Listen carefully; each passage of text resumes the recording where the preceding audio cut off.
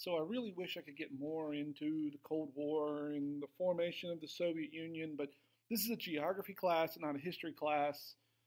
So if you want to know more about that, take a Western Civ or World Civ class, and you'll spend 6 weeks on the Cold War. Anyway, collectivism is just the idea of people working together for something, and socialism is where a government or other entity kind of oversees everyone doing that, making sure everyone does what they're assigned to do. And there are advantages and disadvantages to socialism. People say it takes away liberties, but then there's organization, but sometimes the organization is not very cost efficient, I guess you would say. So there's a lot of heeing and hawing back and forth about what socialism is. And anyway, that's another discussion for a political science class. That's the great thing about geography is that it's got some history, it's got some political science, it's got a lot of different things to it. Anyway, one of the things that the Soviets did is they tried to unite everyone under one umbrella or under one regime. And a way to do that is to try to get everyone on the same page culturally. And that includes teaching the same language in a place or making everyone more alike. And a way to do that is through the form of Russification, which happened a lot in the Soviet Union. What they would do is they would take Russian people and move them into non Russian areas of the Soviet Union, like Estonia, Latvia, and Lithuania here. And they would move these groups of people uh, into Russia, or out of Russia, into these places. I believe it's the purple one here, if I'm not mistaken. This is the percentage of Russians who live in these areas.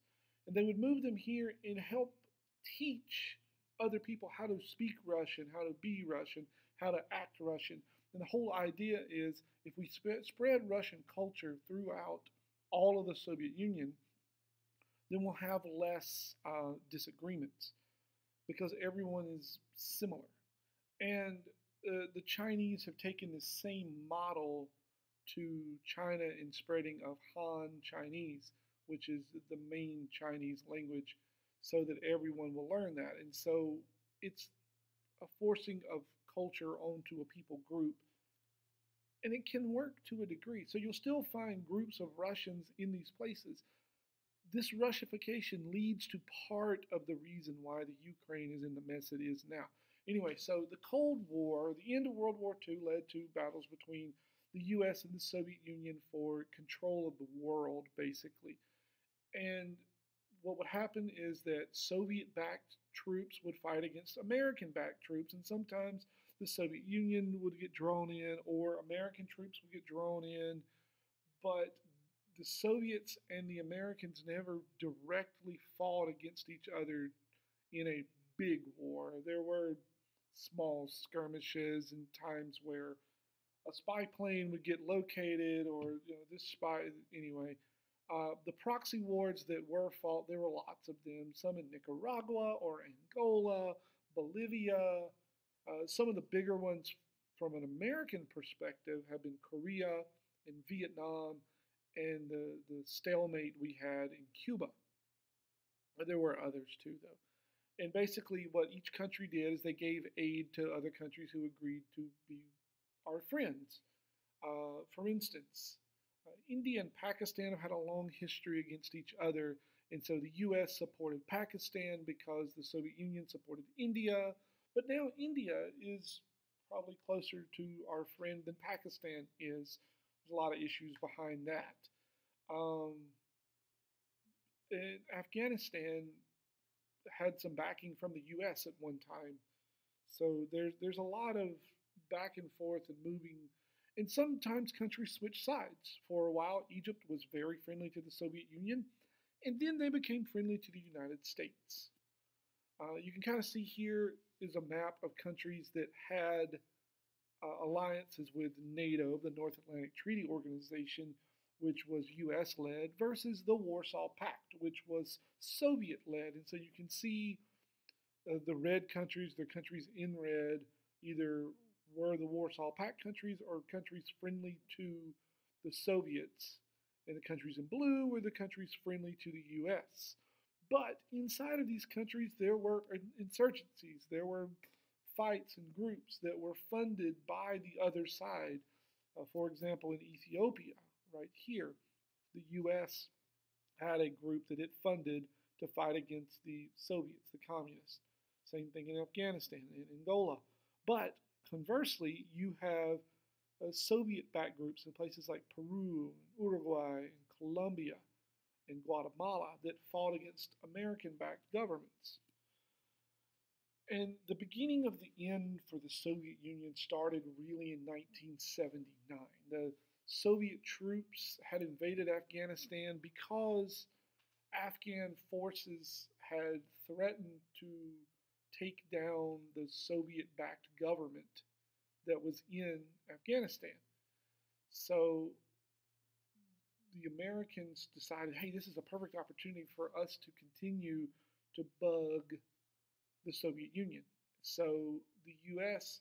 supplied guns, weapons, and some training to these troops who were fighting against the Afghan government and the Soviet government. And they called themselves the Mujahideen, which were a group of students that actually led this. And the U.S. started providing missiles through Israel and Egypt to give to these Afghani Mujahideen people so they could shoot down Soviet helicopters like the one that's pictured here. And sadly, after the Mujahideen defeated or drew to a stalemate against the Soviets pulled out. This was a long, protracted war that became very unpopular in the Soviet Union. And so they finally just said, all right, we give up. We're tired of dealing with that war because we have enough to deal with at home. In the process, 1 million Afghans died, but it led to the beginning of the end of the Soviet Union. It also led to the rise of the Taliban, which is kind of weird to think about, but it was an American-backed group originally, and when we pulled out, they got mad. They're like, well, fine. If you're not going to support us, we'll go to war against you too. So that plus this Gorbachev was the last of the premiers of the Soviet Union. He led this program called Glasnost, which is a program of truth. And they started uncovering some of the bad things that the Soviet Union had done over time. That made the Communist Party look bad, and some of the former communist leaders look really bad. And they're like, well, our country's done this, I don't want any part of it. And then we had this rise of a union, a solidarity union in Poland, which challenged the Warsaw Pact leadership in general. The failed war in Afghanistan, and then some Soviets tried to kick Gorbachev out of office in the summer of 1991, and some Germans got together and started tearing down the Berlin Wall, which is a huge symbol of the Cold War in general. And so the Soviet Union finally just dissolved in 1991 on Christmas Day. I remember it. It was crazy. Probably before many of you were born, but just the whole idea of, wait, the Soviet Union just voted to dismantle? It did, really?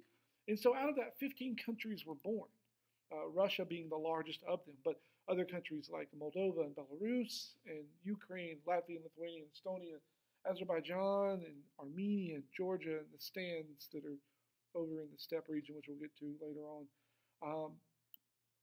And during the 80s, several things happened. One of those was Chernobyl. And Chernobyl was this town in what is now the Ukraine that had just built a nuclear power plant. They were bringing it online, and they were testing it, and they were testing its capabilities and making sure all the gauges and everything worked. And when it was working, an air bubble formed inside the reactor. And so they have two things. Do they cut it off and hope the bubble doesn't burst, or leave it on and hope it goes back down on its own? Well, it burst anyway, and the rods were exposed, these nuclear rods, and all this radiation spread out across not only the Ukraine and Russia, but parts of Eastern Europe. And some sensors from outside of the Soviet Union started reading there's this nuclear material in the air. And like 4 days later, the Soviet Union was like, yeah, we may have had an accident where nuclear radiation got out, but it's no big deal. And so these kids started being born with birth deformities, like this guy right here, and people started dying of like thyroid cancer. Lots of people started dying of thyroid cancer. And so the Soviets, there was like a group of like a dozen of them who actually worked to try to seal off the radiation as much as they could, which they did a really good job, but they died because of the amount of radiation.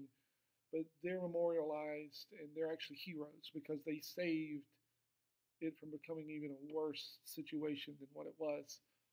Um, but these birth deformities led to some questions of exactly how well does our government care for us and take care of us.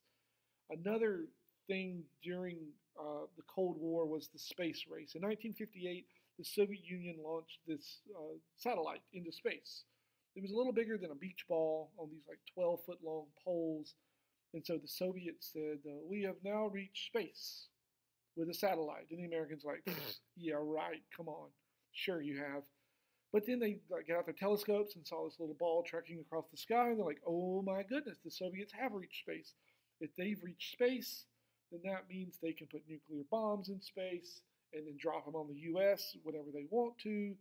So we need to get to space first. And so President Kennedy was like, we're going to send a man to the moon, because that was the next thing to do. You got a man in space, you got a satellite in space, and then you got a man in space, which the Russians did. They put Yuri Gagarin in space first. Then you get, well, the next thing is the moon. That's the next goal. So the U.S. and the Russians raced to try to see who could put a man on the moon first, and the Americans did it first. And so we're like, hooray, we won the space race, even though the Soviets got their things into space before we did.